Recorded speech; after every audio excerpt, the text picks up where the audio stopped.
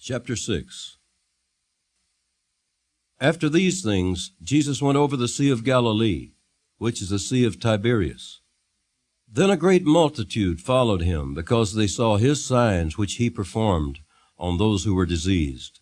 And Jesus went up on a mountain, and there he sat with his disciples. Now the Passover, a feast of the Jews, was near. Then Jesus lifted up his eyes, and seeing a great multitude coming toward him, he said to Philip, "Where shall we buy bread, that these may eat?" But this he said to test him, for he himself knew what he would do. Philip answered him, 200 denarii worth of bread is not sufficient for them, that every one of them may have a little. One of his disciples, Andrew, Simon Peter's brother, said to him, "There is a lad here who has 5 barley loaves and 2 small fish, but what are they among so many?" Then Jesus said, "Make the people sit down." Now there was much grass in the place, so the men sat down, in number about 5,000. And Jesus took the loaves, and when he had given thanks, he distributed them to the disciples, and the disciples to those sitting down, and likewise of the fish, as much as they wanted. So when they were filled, he said to his disciples, "Gather up the fragments that remain, so that nothing is lost." Therefore they gathered them up and filled 12 baskets with the fragments of the 5 barley loaves, which were left over by those who had eaten.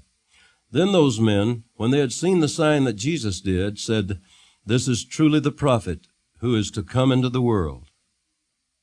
Therefore, when Jesus perceived that they were about to come and take him by force to make him king, he departed again to a mountain by himself alone.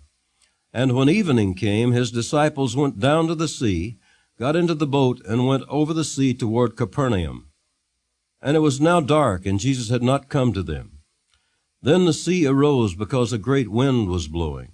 So when they had rowed about 3 or 4 miles, they saw Jesus walking on the sea and drawing near the boat, and they were afraid. But he said to them, "It is I. Do not be afraid." Then they willingly received him into the boat, and immediately the boat was at the land where they were going.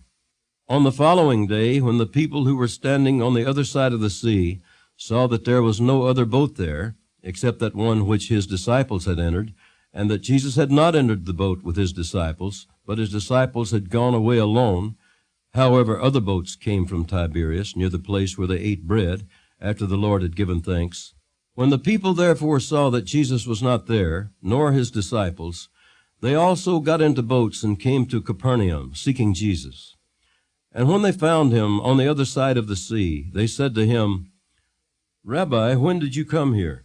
Jesus answered them and said, "Most assuredly I say to you, you seek me not because you saw the signs, but because you ate of the loaves and were filled. Do not labor for the food which perishes, but for the food which endures to everlasting life, which the Son of Man will give you, because God the Father has set his seal on him." Then they said to him, "What shall we do that we may work the works of God?"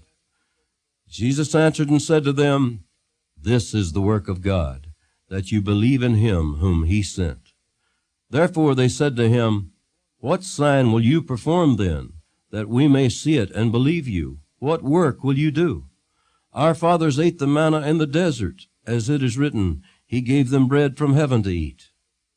Then Jesus said to them, "Most assuredly I say to you, Moses did not give you the bread from heaven, but my Father gives you the true bread from heaven. For the bread of God is he who comes down from heaven and gives life to the world." Then they said to him, "Lord, give us this bread always." And Jesus said to them, "I am the bread of life. He who comes to me shall never hunger, and he who believes in me shall never thirst. But I said to you that you have seen me and yet do not believe.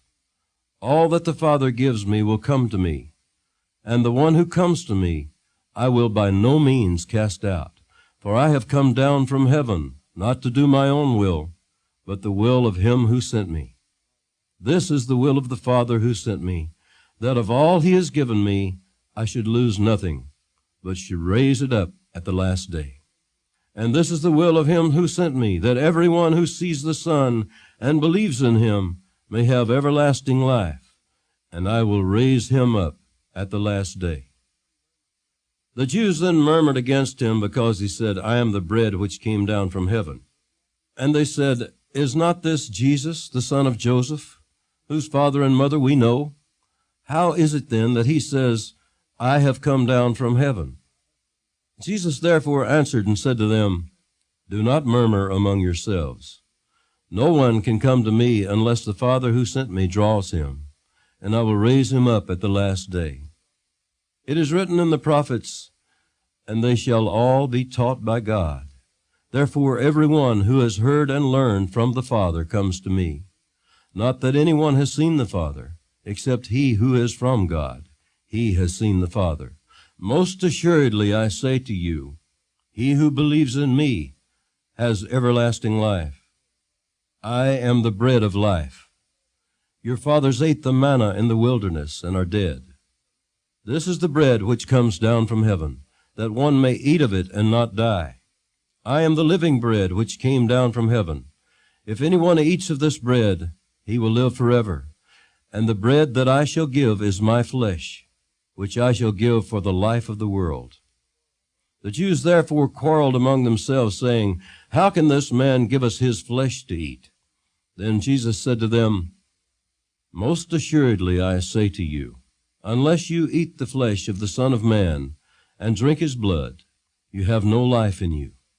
Whoever eats my flesh and drinks my blood has eternal life, and I will raise him up at the last day.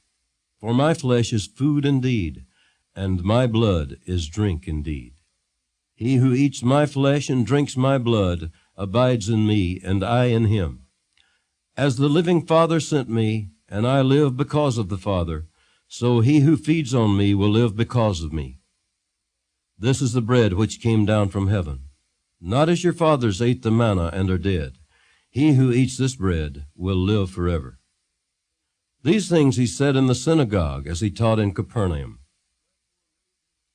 Therefore many of his disciples, when they heard this, said, "This is a hard saying. Who can understand it?" When Jesus knew in himself that his disciples murmured about this, he said to them, "Does this offend you?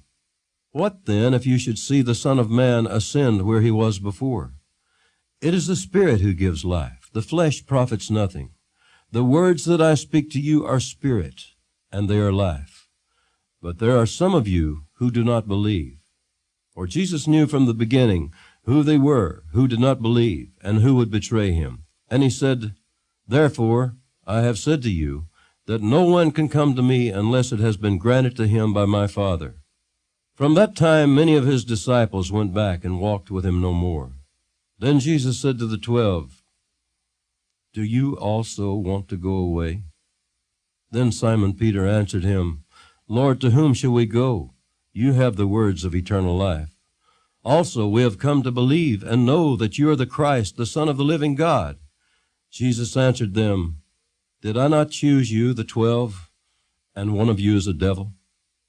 He spoke of Judas Iscariot, the son of Simon, for it was he who would betray him, being one of the 12.